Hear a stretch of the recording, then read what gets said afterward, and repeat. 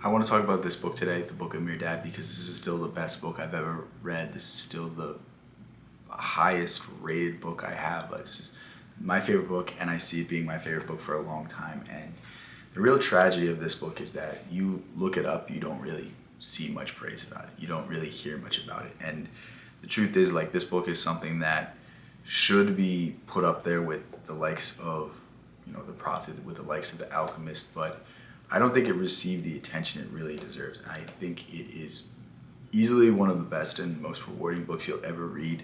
And I just want to go over a few reasons I like it, but before I do that, I'm going to give you the words of Osho, because Osho is the reason I heard about this book. If you don't know about Osho, he's a mystic, very controversial, but he says a lot of great things, has a lot of really interesting ideas, and at the very least, it's a different perspective that, maybe you'll learn something from. But here we go. Millions of people have tried to write books so that they can express the inexpressible, but they have utterly failed. I know only one book, the Book of Mirdad, which has not failed.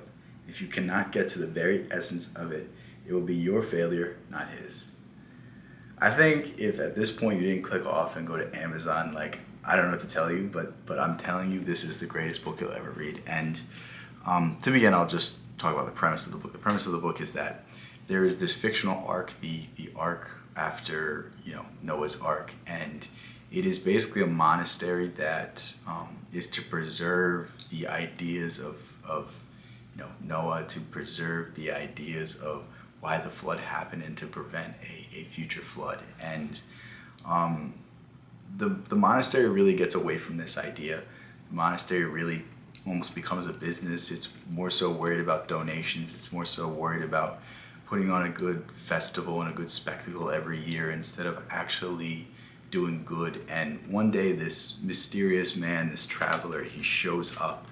And when he shows up, he is basically taken in and he says, "I will be a servant." And he refuses to speak for I think it's 7 years, I want to say. I can't remember, I read the book a while ago, but he refuses to speak. And the first time he speaks, he says one of the most intricate and elegant things that you will ever read, and he immediately becomes the master of the monastery. And the whole time this one guy's trying to sabotage the Mirdad, obviously that's his name, but the whole time he's trying to sabotage Mirdad. He's trying to get him arrested, he's trying to send him to prison and all of these things. And I mean, the story really unfolds. It just teaches you a lesson, and basically it will deconstruct your idea of what you think spirituality is about, what you think religion is about. And it has a few really interesting ideas. And one of my favorite ideas from the book of Mirdad is that sin is a misstep.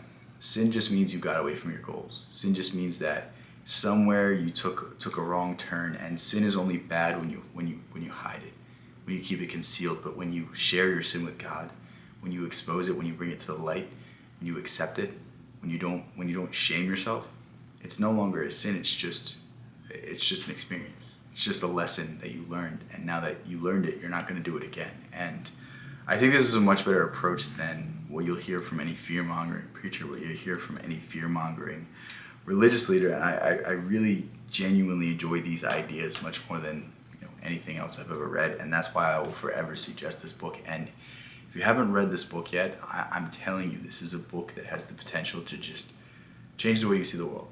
And the truth is, this is my favorite book.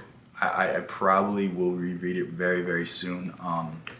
There's a few things I want to, read before I get back to this book, but I'm telling you, you can't go wrong reading this book. If you like The Alchemist, if you like The Prophet, if you liked any of the other books I've suggested you, this is the best book I've ever read. This is the best book that you will ever read, and please try to prove me wrong. Please read this book and tell me that this is not an absolute work of art, that this is not a work of fiction.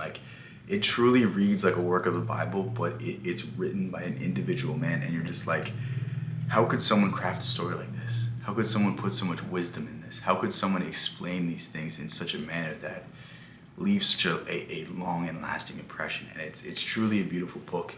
It's almost poetry. It's wrapped in a narrative, and I can't say enough good things. So, love all you guys. Thank you guys so much. Please check out this book. I'll link it in the description. On top of that, join my Discord. Find out when I'm streaming. If you want to join my, private community, my courses are all in there. It's completely free right now.